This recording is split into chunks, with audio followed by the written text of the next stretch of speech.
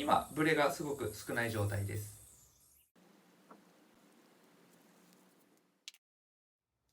こんにちは、徳渕明俊です。今回はヨーヨーをぶつけてヨーヨーがブレるようになってしまった時の対処法を紹介したいと思います。練習している時にヨーヨーを床などに強くぶつけて急にブレるようになってしまったことはありませんか？ヨーヨーのブレの判断としては、まず投げ出した時は少し暴れているので指を軽く当ててあげて、この状態で判断します。今ブレがすごく少ない状態です。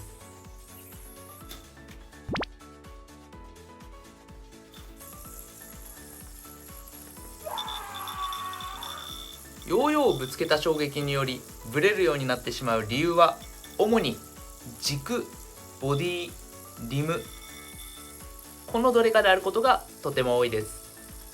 まず一つ目は軸で、この軸が曲がっていること、軸周りが滑っていること、軸周りが割れていることなどが挙げられます。軸が曲がってしまっている場合は新品が入手可能な場合があるので交換しましょう。曲がっていなさそうであれば軸を一旦外してもう一度付け直してみると改善する場合もあります。軸周りが滑るのはベアリングのロックがきついヨーヨーや軸が垂直から少しずれた状態でヨーヨーを合体させてしまった場合などに起こります。ヨーヨーをはめ込む際に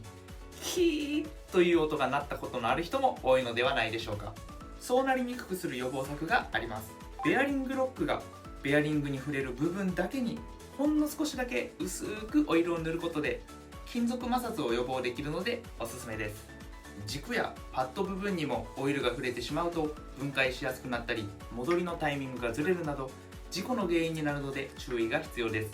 軸やベアリングを外した状態にして折り曲げたティッシュの先でベアリングロックだけに塗るなど慎重に行うようにしてみてください。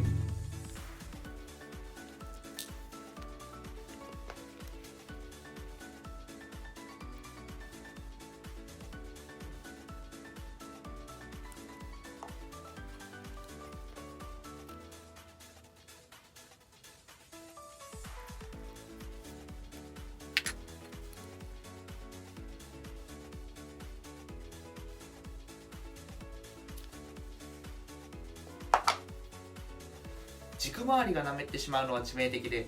僕はそうなったらおとなしくブレがある状態で使っていることが多いです。少しでも開け閉めがきついと感じたヨーヨーはこの予防策をしておくと比較的安心です。ヨーヨーをぶつけた時にブレる主な原因の2つ目、ボディです。ボディを硬いコンクリートなどにぶつけて本体がえぐれて重量が不均一になっていたり、柔らかいボディをぶつけた場合そこがへこんで重量のバランスがおかしくなってブレることもあります。ヨーヨーは超高速回転をしているので少し精度が下がるだけでもブレが生じることがあります。えぐれている部分がほんの少しでも尖っている場合はヤスリがけをして怪我しない程度に滑らかになれば多少ブレたとしても遊べはします。僕の練習に使っているヨーヨーは結構ブレているものも多かったりします。部屋の中で練習すれば本体がえぐれるほどの傷がつくことは少ないので、僕は大切なヨーヨーや大会本番用のヨーヨーは室内だけで使い、外でヨーヨーを遊ぶときは外用のヨーヨーを使うようにしています。ボディの傷つき予防策としてはシンプルにこれが一番いいかなと思っています。少し変わった対処法にはなるんですけれども、昔僕のブレるヨーヨーに少し重めのゴムのシールを貼って、重量をちょっといじってブレを軽減している方もいました。そういうアプローチもありかもしれません。ただし近年のヨーヨーの回転力はなかなかに強いです。明らかに怪我しそうなものや分解しそうなものはとても危険ですので、感謝の気持ちを伝えて次の新しいヨーヨーを入手することも大事です。ヨーヨーをぶつけて急にブレるようになる理由の3つ目がリムがずれているということです。これはバイメタルにのみ当てはまります。ヨーヨーをぶつけることで少しずれてしまうことがあります。その少しずれたことでヨーヨーが大きくブレるようになってしまうことがよくあります。なのでこのずれているリムの位置を正しい位置に戻してあげることでヨーヨーがブレなく復活する可能性があります。こちらがボディ、こちらがリムです。バイメタルの作り方には2種類あって、外からリムをはめ込む方法、もしくはボディの内側からリムをはめ込む方法、この2種類があります。リムがどちらからはめ込まれているかがわからないという人は、ショップの人やメーカーに聞いてみるとわかるかもしれません。僕のシグネチャーヨーヨーのウィルの場合は外側からはめ込んでいます。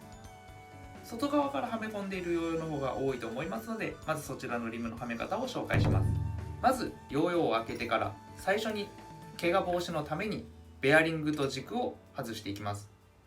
この時にベアリングリムーバーだったりマルチツールを使うと便利です。外し終えたら乗っても大丈夫なくらい安定した机もしくは床の上にヨーヨーの片面を置きます。ヨーヨーを置く向きはリムを下側に、